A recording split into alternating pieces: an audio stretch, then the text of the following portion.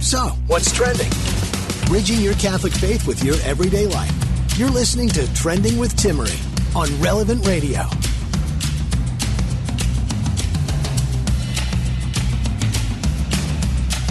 Talk about a conversation. Vaccinations. That's one that's a real table topic for Thanksgiving. Well, we're going to be talking about this with scientist Dr. Stacy Trasancos in just a little bit. We'll be talking about scientific research and the shocking information about how aborted babies are used. We'll also discuss the coronavirus vaccine, Moderna, and how there's actually major controversy with regard to its use of aborted baby parts, how we got there, how do we get to this vaccination. We'll be discussing that in just a little bit with Dr. Stacy Trasancos. If you'd like to join the conversation, the number's 1-888-914-9149, or you can go ahead and head over to my Instagram story. I've posted a couple pieces of information about today's show, some questions. I'd love to hear from you. You can ask your question there if you'd like to be heard during the show. You can find me at Timmerie. That's Timmerie. News came out this week regarding abortion and Medicaid funding. There's been a 5-year-long battle surrounding laws passed both in Texas, Louisiana, and even influencing Mississippi. Can Planned Parenthood receive funding, Medicaid funding, yes or no? Well, Texas blocked all funding to Planned Parenthood, but then this was blocked by 3-judge appeal court panel that essentially made it so that funds were still allowed to go to Planned Parenthood. The bottom line is that when these funds for Medicaid funnel through Planned Parenthood, whether it goes directly to pay for an abortion or indirectly by subsidizing abortion, their services, the bottom line is that it's blood money with Planned Parenthood. The way money is moved and shifted around, there's a problem here. Planned Parenthood is in the business of performing abortions. We could say a lot about their business model and so forth, but the bottom line is that this Medicaid funding has to do with funding in the government, funding that we pay into. And so there are just objections from you and I that we do not want to pay for the death and destruction of a baby, the destruction of the family unit, the harm and long-term impact that an abortion will have on a woman. So the great news is this: the Federal Appeals Court, the 5th U.S. Circuit Court of Appeals, this week ended up saying, hey, actually, Planned Parenthood doesn't have to receive Medicaid funding in Texas and Louisiana, also Mississippi. So what we're seeing is that this is potentially going to be a case that goes to the Supreme Court of the United States. What will happen? I don't know. But what I do know is that there is major conscionable objections to us and our government paying for abortion or subsidizing abortion in any way. And so it's important that we continue to speak up and put pressure on cases such as these, because the bottom line is, and we'll talk about this in just a little bit, we live in a culture right now that even among the pro-life community, there's been a sense of apathy on the abortion issue. We've started to just live with abortion, funding abortion, with abortion clinics right next to us, within our own communities, right next to where we shop. I went into a doctor's appointment the other day, and within that same parking lot, there's a Planned Parenthood, this nice little business, and there are all the 40 Days for Life, pro-life individuals standing on the street corner, waving and smiling and praying. I was definitely their target audience because I'm trying to just make my way into the parking lot, and they're trying to chase me down because they think I'm in their target range and I am pregnant. But how sad that is, that we see people who are willing to stand on the street corners, being that last stand before that baby in that baby's death chamber. Yet so many of us are so okay with continuing to fund abortion. We have to wake up. We have to have those uncomfortable conversations that may come up this Thanksgiving. We're going to talk about same-sex marriage and the pulse of the culture about how most people think, hey, no big deal. What's so wrong about it? Maybe you'll be discussing it if you're even invited to family dinner this year. I don't know, California. We won't go there right now. If you want to hear a little more about that, we discussed that on Tuesday and Friday last week. You can catch the podcast.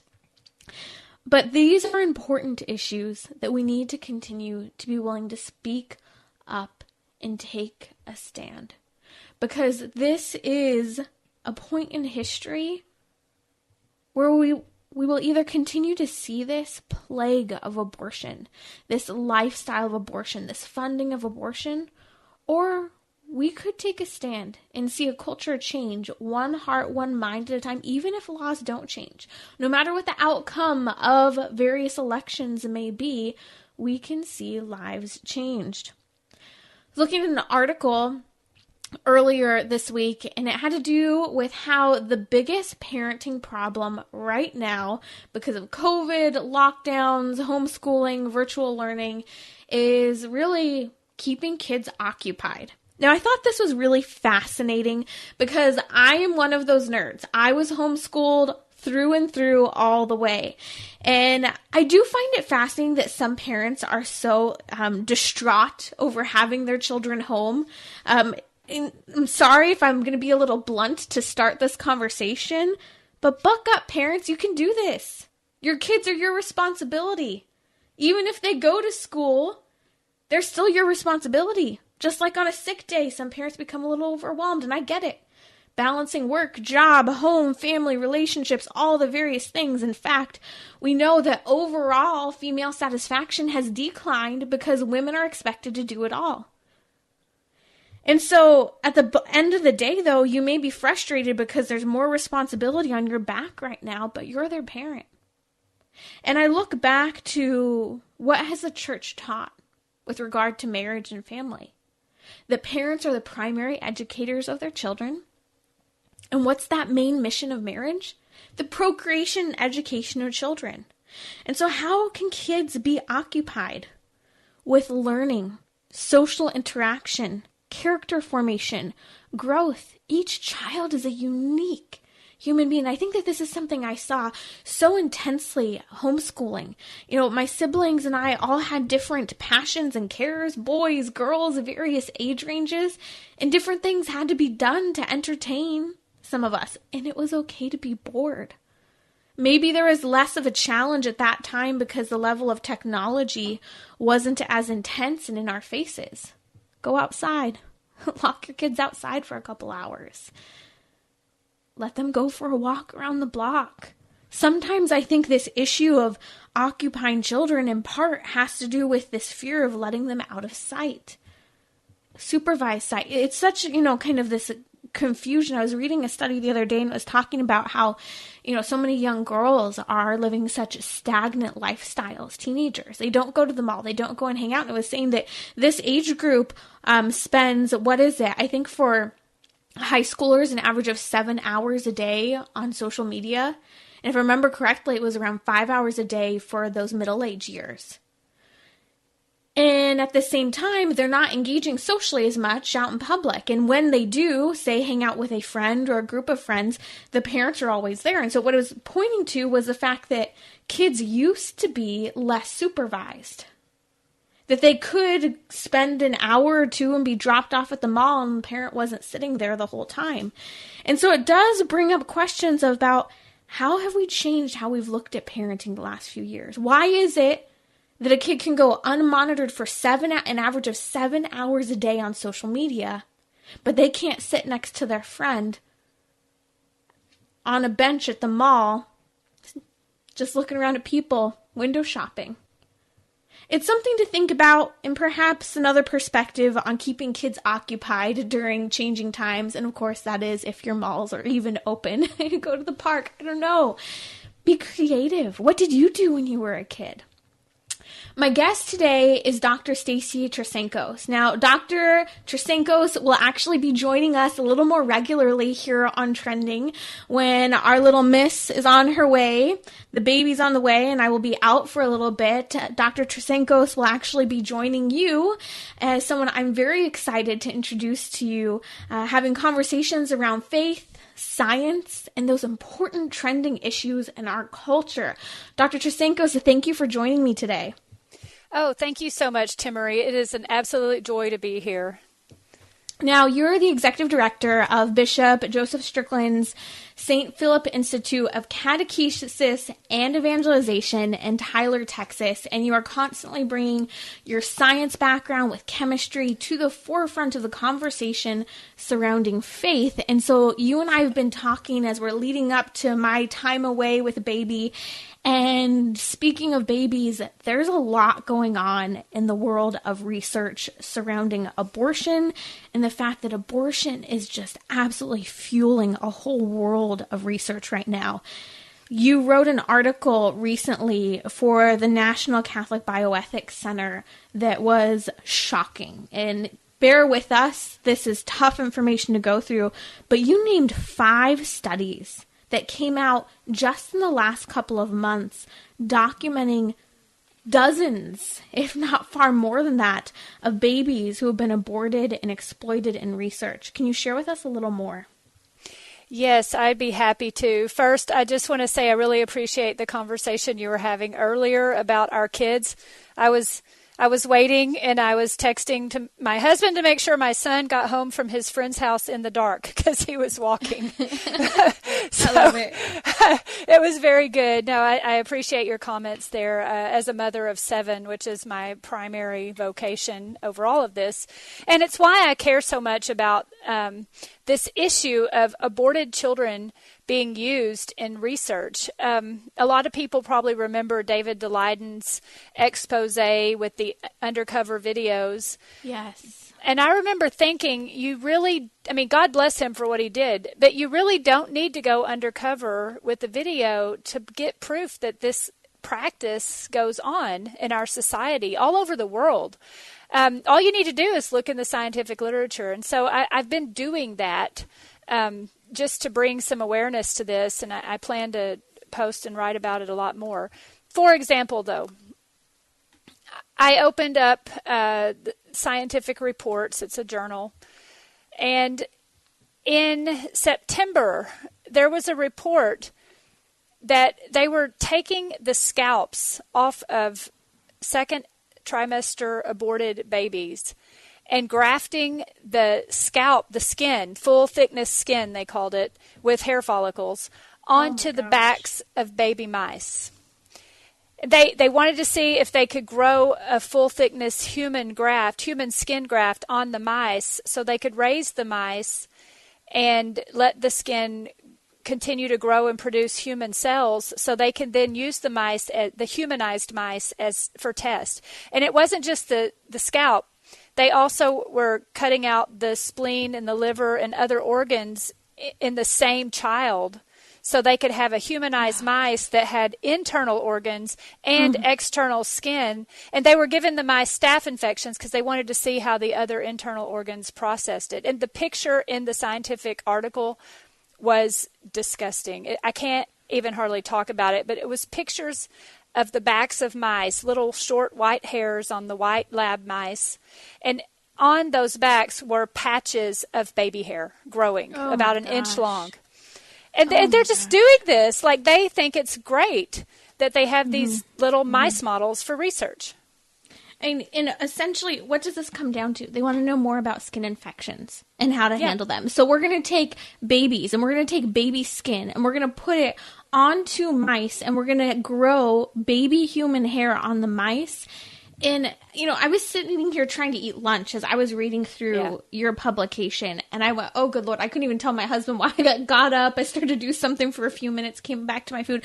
This just makes your stomach turn. And if you and other people like you were not doing the research and exposing it, people wouldn't realize that we are fueling a research machine. In fact, in your article, you said, how will abortion ever end if it feeds a research machine.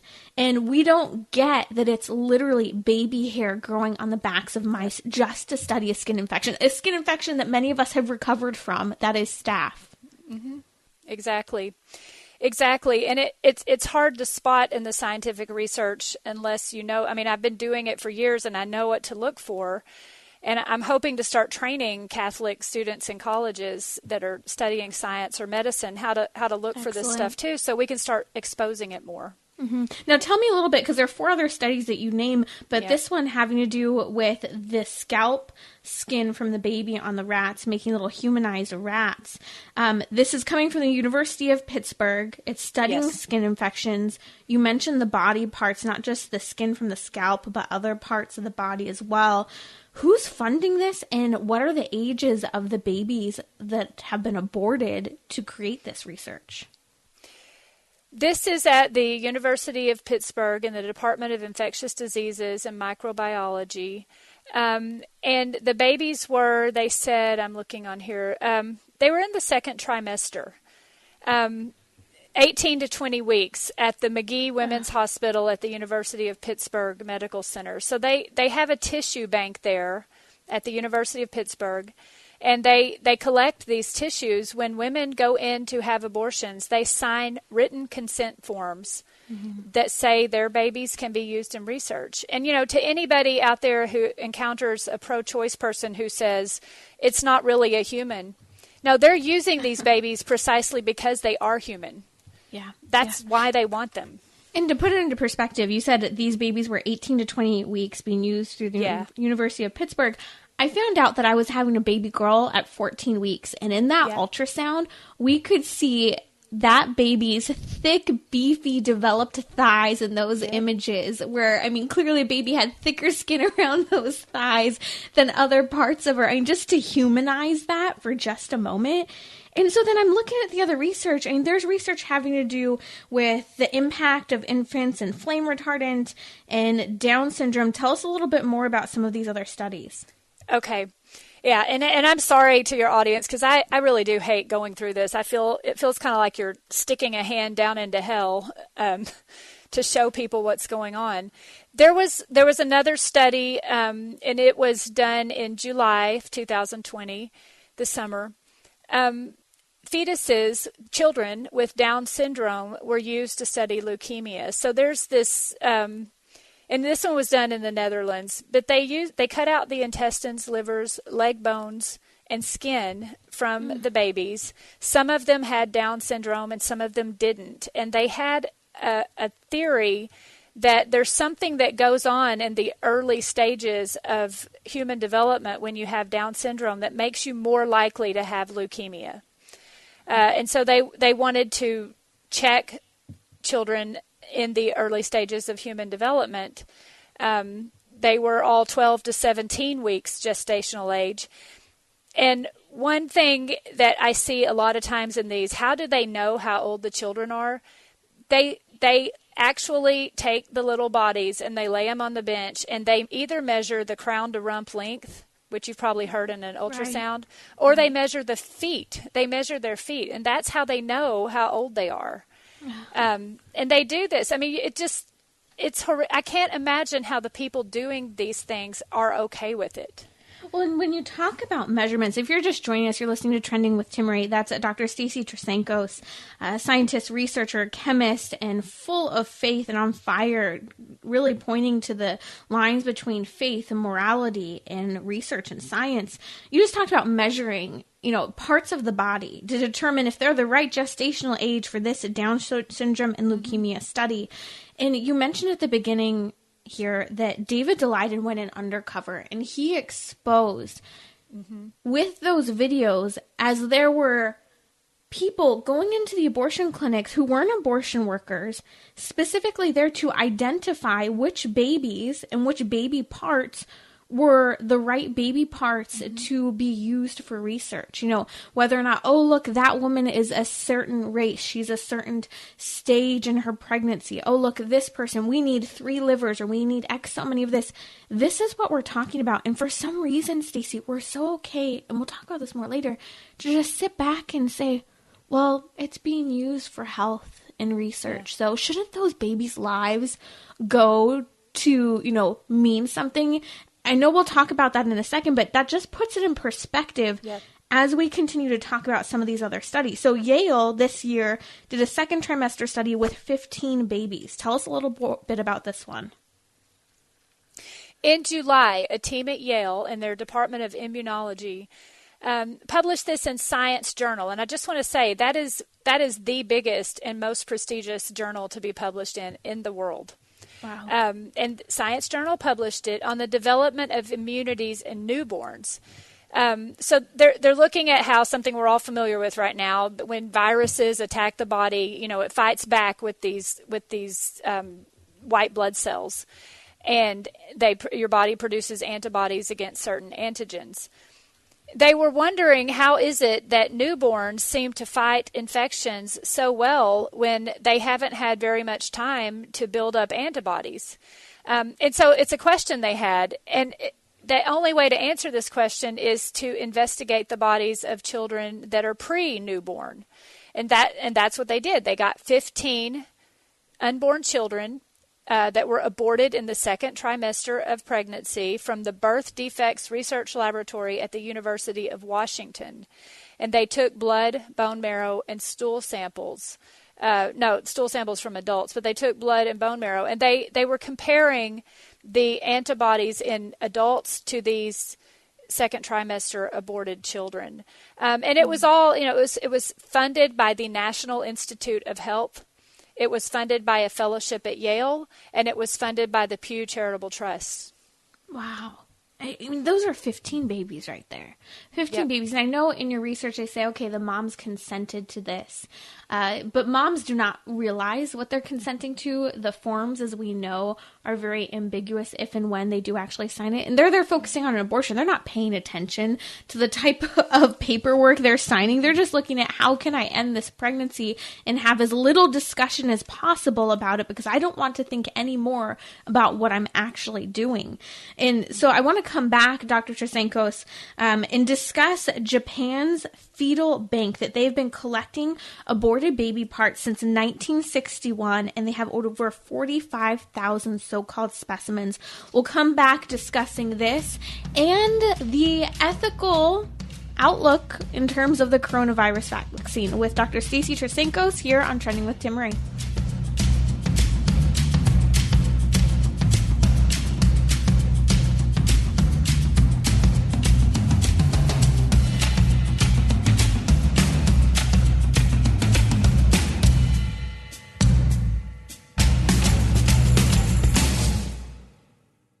The Relevant Radio studio line is sponsored by Catholic Order of Foresters. Information about employment opportunities and their flexible premium life insurance plans are available at relevantradio.com/forester. Bridging your Catholic faith with your everyday life. You're listening to Trending with Timmerie on Relevant Radio and the Relevant Radio app. We're back with Dr. Stacy Trasancos. We will post a link in the podcast notes to the St. Philip Institute, where you can find talks by Dr. Trasancos. And by the way, if you didn't hear earlier on, when I'm away bonding with baby, Dr. Trasancos will be one of the people here joining you for a great conversation about trending ideas, especially with regard to her background of faith and science and morality. We've been discussing the shocking scientific research where aborted baby parts are used. We were documenting just 5 studies from the last couple of months that she has published, has discussed the publication of, that have used dozens upon dozens of aborted baby parts. And I think one of the most shocking parts in that is that since 1961, Japan has had this fetal bank that they have been continuing to develop. Can you tell us more about this fetal bank in Japan and how they're using aborted babies? Yes, it's called the Kyoto Collection. Kyoto Collection of Human Embryos and Fetuses. In 1961, it is the largest collection of human embryos in the world. There is a maternity protection law in Japan, women obtaining abortions for socioeconomic reasons, consent to the use of their babies for scientific research. They have 45,000 specimens. Wow. So, Yeah. I mean, that's just shocking to hear, a maternity protection program. So apparently they're somehow protecting these babies by using them for scientific research. 45,000. Now, when you say specimens, are you talking about separate baby body parts? Or are we talking about 45 different babies? I take it to mean babies. Yeah, because they store them. They have ones that had a variety of external malformations, and they just have this collection. So when there's a study that needs to be done, there is I hate calling them specimens, but there's a child there they can use. And yeah. This is something, you just stop. You need that pause for a moment to even process this. And maybe this is something you are hearing for the very first time. I remember when David Daleiden did his undercover sting operation, it was 7 years ago now, I think? Yeah. People were shocked because they hadn't heard about this. But a lot of people within the pro-life movement, if you've been in front of that abortion clinic, you see the researchers coming in and out, picking up the procurement agencies, picking up these aborted baby parts. And so this brings us even more so to the ethical question. Before we go there, we did have a question come in, and I just wanted to touch on it briefly. We know that it's actually illegal to sell aborted baby parts, for abortion clinics to sell aborted baby parts. This is why Planned Parenthood and other abortion groups and procurement agencies are getting in trouble, because they're benefiting financially.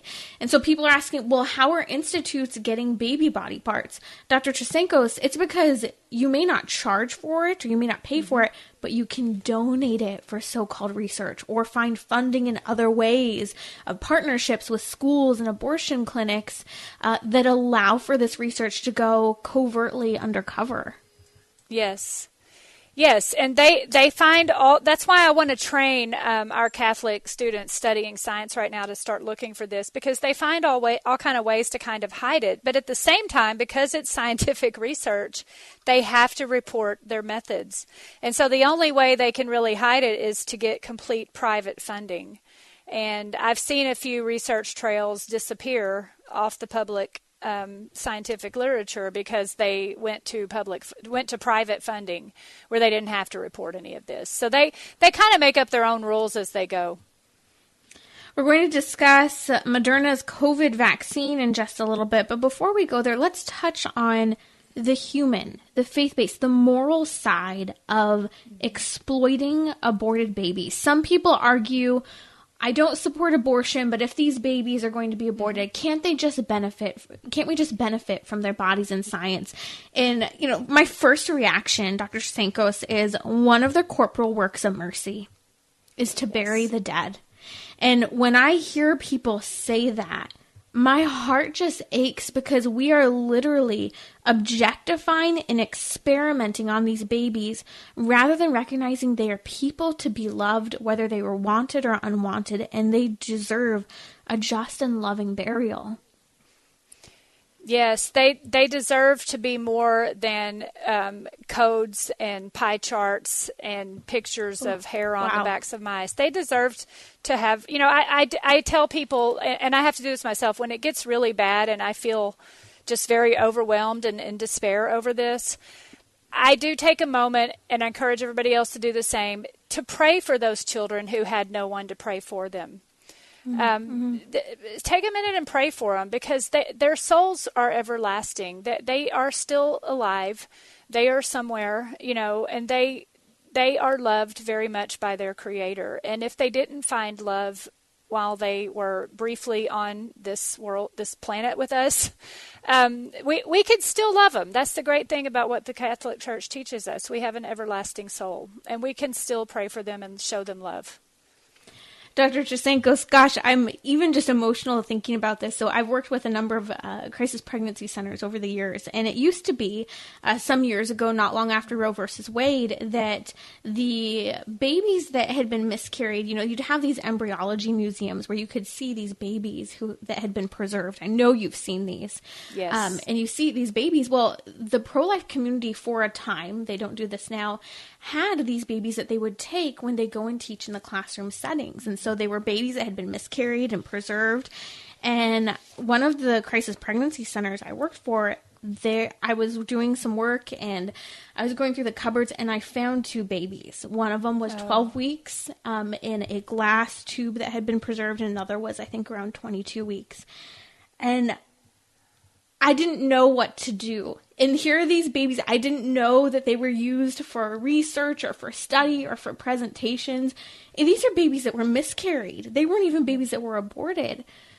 And to see even a baby that was miscarried and a parent who had consented to this preservation, it was disturbing to see that that baby was exploited for teaching in such a circumstance.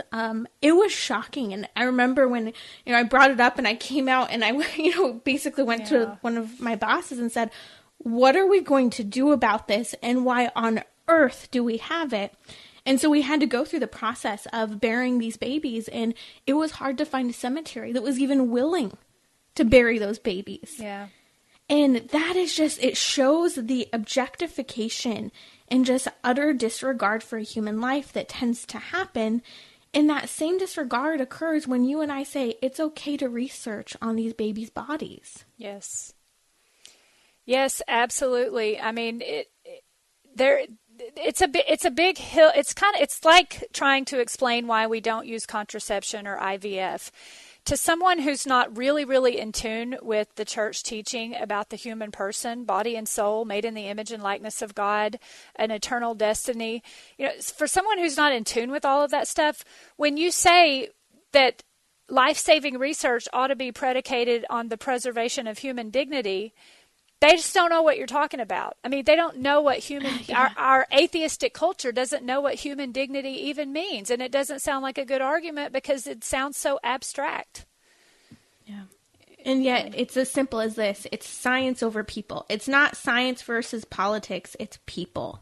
And that's the bottom line. And I know in your work that you recently published, you note St. John Paul II and Evangelium Vitae and how he says no. It's a hard no to experimenting on aborted babies. So this brings us to the broader question that is relevant to today. The Moderna COVID vaccine, it has been brought into question with regard to whether or not it is ethical for us to use. Now, you work for Archbishop Strickland there in the Diocese of Tyler, Texas.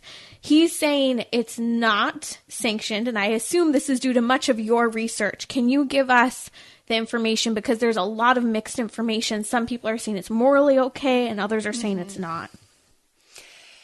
Oh my goodness. It is what we're really getting into the weeds, but look, I think this discussion needs to happen. And to anyone out there concerned that, some of us are disagreeing in the Catholic bioethics world, it's okay, because this is how we chart the way towards more understanding and more truth. And it's okay. These need to happen. It's not personal. It's dogma. We're trying to figure things out. But to just sort of sum it up, what's at issue is that Moderna and Pfizer, particularly because they're in the lead right now, they have used the HEK 293, which is human embryonic kidney from experiment number 293, an aborted child from the 1970s. They're using a cell line derived from that child, but they're not using it in the production of the vaccine like other vaccines do. They're using it in the research and development. Mm-hmm. And so some bioethicists are saying it's okay because the production won't involve it. It's okay if the research and development did. I'm saying, look, I work for DuPont as a senior research chemist, and I'm telling you that research and development don't end when production begins. Research and development feed what the production's going to be. And so you can never separate those things. It's part of the scientific method. And so I'm saying it's not okay if they use that cell line in the research and development or testing. None of it's okay. Mm-hmm. But what's at issue is that I think these bioethicists want to make sure Catholics know that if we have no other choice, we are permitted to use these vaccines. But it's kind of like they're running into a corner and waiting for somebody to paint them into it. And I'm saying, get out of that corner and fight because nobody's got a paintbrush yet. Like, we don't have to be painted into the corner where we have no other choice but a vaccine that's produced using fetal cell lines. We can change what those companies do now before they go to production. That's Dr. Stacy Trasancos here on Trending with Timmerie. She'll be filling in for me while I'm away. Scientists focused on faith and honesty and integrity and scientific research and how faith and science collide in everyday life.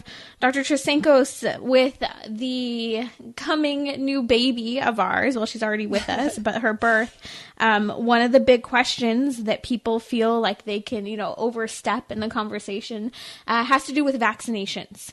And, at the same time, we talk about infant vaccinations, child vaccinations, COVID vaccinations. I hold a hard and fast line that if there has been any research done on aborted babies by a company in any way whatsoever, I cannot personally, in good conscience, participate in the use of that vaccine. And I know that our bishops and even the Vatican has said if there are no other options here, you can. I can't go there, and it keeps bringing me back to a conversation I had with my pastor the other day, where we have to understand from a perspective of moral theology, if we truly believe something is immoral and we don't follow our conscience, we are culpable for that, for that sin, for confessing that sin. And so I think that this is where we have the information, we know about the connection of Moderna and the other company with regard to the leading COVID vaccine. This is a tough decision that people are going to have to make, but at least you have the information, and I hope that more people will follow the big picture of how this research is being funded.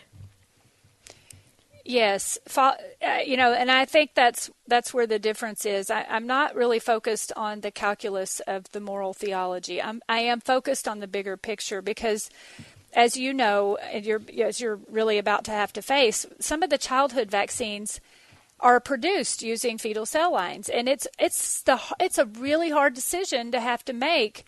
Do I use this vaccine or do I not? Because on one hand, you want to protect your child and the community, but on the other hand, you want to say no to those. And the Vatican says it's right to abstain from using these vaccines if it can be done without causing harm. And I think with the COVID-19 vaccine, for a long time, you can make the argument that I don't need to take the vaccine right now if I'm not in a vulnerable part of the population. And I never say this. This is the first time I think I've ever said this on air, but when I hear that these vaccines are being researched with aborted baby parts, I say, hell no. No, this is where it ends. It stops here. I'm sorry, but I can't continue to be on this side where people are. And I know I'm going to get flack for saying that, and it's a tough one. People think they can overreach on the vaccination conversations that parents are making, but this is a conversation that needs to be had, needs to be brought to the forefront. And final thought on this, and this is a big can of worms that we're going to have to follow up on. The bigger problem, too, is when we start to have a diseased view of the human person. So your child is endangering my kid because they were or were not vaccinated, or you're endangering me because you're not taking the COVID vaccine. That in and of itself is a big problem. Yes, it's a big problem. And that ties over into organ donation and so many things, but it's infected our society. I mean, one of these other papers that I didn't even have in the thing I wrote for National Catholic Bioethics Center, there's a paper just last week. I opened my science journal, and right there, they're trying to build a fetal cell atlas, and they're planning to collect fetuses of all ages to be able to determine the genetics of all their cells, to be able to map out a full time and space atlas of human development. And guess who's funding it? You were talking about funding. This one is funded by the Chan Zuckerberg Initiative. So Mark Zuckerberg's, they talk about a future for everyone. They want to make the world a better place for the wanted children, and they're funding using all the unwanted children's bodies to do it. It's just so messed up. Dr. Trasancos, thank you for joining us in the conversation. Thank you for coming on Trending today and in the days to come as our baby's on the way. I look forward to continuing the conversation both together and you with others while I'm away. You can find Dr. Trasancos' work. We'll post the links to that in the podcast today, and we will be right back here on Trending with Timmerie. Timmerie will be right back. You can reach her on Instagram and Twitter at Timmerie. That's Timmerie. Sponsorship for Trending with Timmerie is provided by Catholic Singles, a dating app that connects single Catholics based on faith, values, and shared interests. More info at CatholicSingles.com. We're talking about what you're thinking about. You're listening to Trending with Timmerie on Relevant Radio and the Relevant Radio app.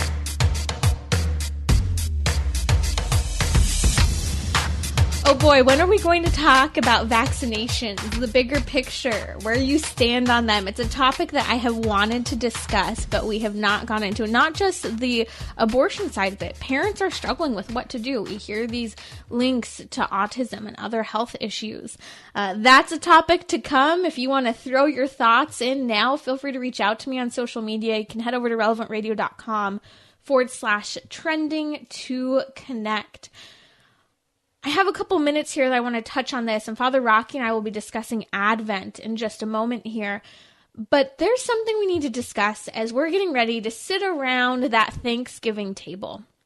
And it has to do with our position on issues as Catholics.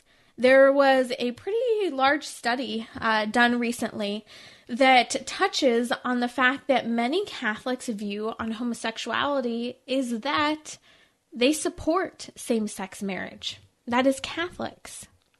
Now, this isn't a huge surprise given that many Catholics are choosing not to follow what the Church teaches.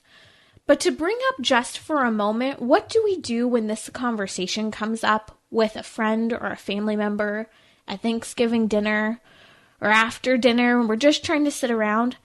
We have a responsibility to stand up for the family, to stand up for the rights of children, that a child deserves the right to a mother and a father. And when we get creative and try to create alternative lifestyles and forms of so-called marriage, which they can't be, it's between one man and one woman. It's the only way it works. When we do that, we put children and their lives, their livelihood, their development, their interaction socially with others, we put those children in a place to be denied a mother and or a father. We not only do that, but we create confusion about the purpose of a human sexuality. We create confusion about what a family is in a time when the people are hungry for real, authentic human connection. We see all these people protesting on the streets. We see all of these people who are going no contact and cutting off their parents because they're angry and they're upset. Well, it's because people are hungry for what the family is. And when we continue to say, hey, I'm Catholic, but I disagree with what the Church teaches, and we allow others to just go down that path, we're actually impacting future children, future families, the livelihood of others. And so don't be afraid to talk about marriage as being between one man and one woman for the purpose of children, for raising children, and that kids have a right to their mom and their dad. You're listening to Trending with Timmerie. Our executive director, Father Rocky, is here with us on Trending, and we're getting ready for Advent. Father Rocky, it's so good to have you here, and I want to hear a little bit about how you've benefited from the Advent season and it's changed you. Hey, it's great to be with you, Timmerie. And I know you're in Southern California, so you never have snow for Christmas, do you? I grew up in the mountains here in Southern California, so I have, but unfortunately we're in San Diego, so we're missing out on the snow this year. Well, great. I'm glad I can tell your audience about a wonderful promotion we have at Relevant Radio beginning on Sunday. This Sunday, November 29th, is the first Sunday of Advent. And if you go to our website or to our app, you can sign up for a free daily Advent inspiration. They're backed by popular demand. It's a 1-minute message or lesson each day of Advent about something that's going to help you prepare for Christmas. And when I was asked to compose these last year, I started writing down my ideas, and I came up with like 50 different ideas, Timmerie, but there's only 4 weeks in Advent, only 25 days, so I couldn't get to all of them. But I like it. And so you get an email in your box every day, and you can click on the link and listen to the audio message. And very happy you can do it. And then on the top of the page, you're going to see the progress that Joseph and Mary are making from Nazareth to Bethlehem. There's 25 dots, and they move a white silhouette of the donkey and Joseph and Mary towards Bethlehem. So lots to talk about. Talk about Christmas carols and Christmas cards and Christmas cookies, Christmas gifts, stockings, the Christmas nativity scene, the manger, and all of that, because we normally have so many wonderful memories of Christmas. And I bet you do as well, don't you, Timmerie? Oh, I love Christmas, and I love the Advent season in particular. I started making an annual retreat, the beginning of Advent, and kind of going into that place of understanding this is a mini Lent. It's different. It's a preparation for Christ, and there's that going out into the desert as Christ did. We think a lot about St. John and how St. John prepared the way for Christ, St. John the Baptist. Mm-hmm. So you're writing all of these Advent inspirations. How has Advent in the past really grown you and led you to write these inspirations? Right. So I'm the youngest of 8, and I grew up in just a wonderful family. I had wonderful parents. I didn't know how lucky we were growing up. But Thanksgiving was always a big deal, right? We'd get together with all the Murphy cousins on my mom's side, and that was sort of the beginning of the holiday season. We knew Advent was coming, and Christmas is right behind it. But little by little, my mother would be starting taking decorations out of the closet, putting them around the house.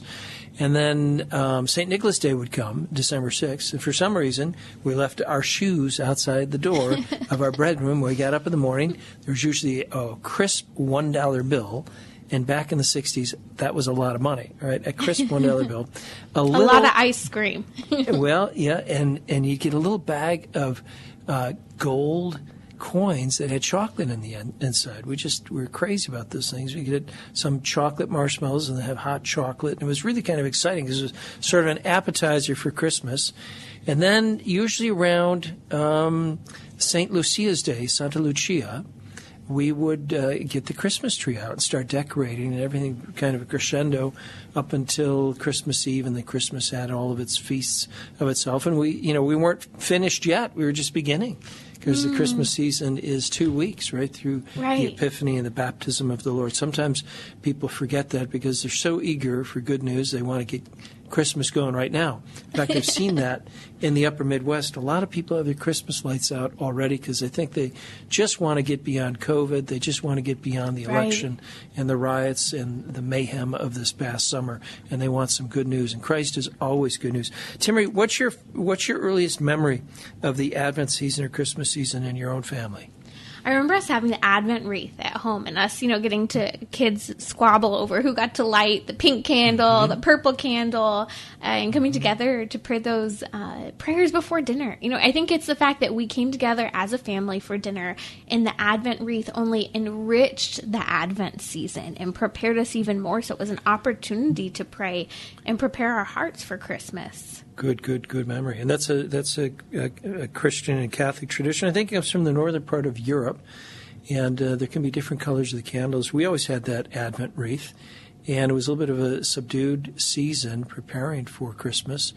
Going to confession was always an important part in our family to prepare for Christmas and gathering the family around there. So I speak about the Advent wreath on Monday, the 30th, so you'll get that in your email box if you sign up for that Advent inspiration at Relevant Radio or relevantradio.com. Now, in your home in Timmerie, when did you open Christmas gifts? Ooh, it used to be we'd open them Christmas morning, but over the last handful of years, we've really been opening them Christmas Eve because we go to Christmas Eve Mass and everyone's home. And, as our family's growing and getting older, not everyone can stick around all day on Christmas. So it's allowed us to be together and celebrate that night together with the giving of gifts. But Father, something you said really stood out to me. You said that you decorated your tree as a family on right around St. Lucy's feast day. Was this intentional, having to do with St. Lucy and the theme of light? I don't know if it was an intentional, but that's the way I recall it. And St. Lucy and the Festival of Lights, I actually speak about that in my Advent inspiration on December 13th. It comes right after December 12th, which is a feast of Our Lady of Guadalupe. Now, here's what's really interesting if you get into the weeds on this.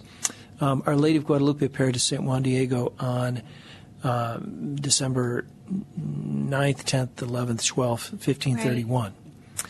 That was when we were using the Julian calendar, named after Julius Caesar, although the Greeks invented it.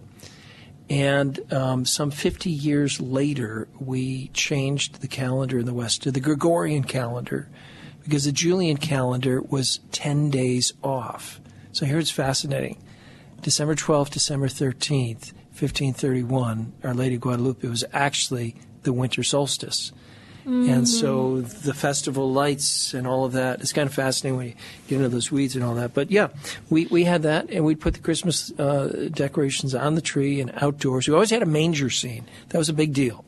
Right. And my father would get sides of crates, wooden crates, and he would construct a little hut out in the front yard. And we put Mary and Joseph and Jesus there and the angels, and we get straw. And we put a spotlight on it, and we thought it was probably the best manger scene in the whole neighborhood. And it's a good thing for people to do, put that manger scene out there to celebrate the coming of Christ and let people know. And I remember that was always part of the tradition. We took a great deal of joy in it. We opened gifts on Christmas morning, but after Mass and after breakfast. We couldn't wait because we were up already 5 a.m. Santa Claus had come. Everything was completely transformed, amazing. And only later I found out who Santa Claus was. And then I thought, wow, it's even more of a miracle. I don't know how they did it. Talk about patience and waiting for those Christmas gifts, waiting for Santa to come. Let's get ready this Advent with Father Rocky. Sign up for those Advent inspirations at relevantradio.com, or you'll see them at the top banner on your Relevant Radio app.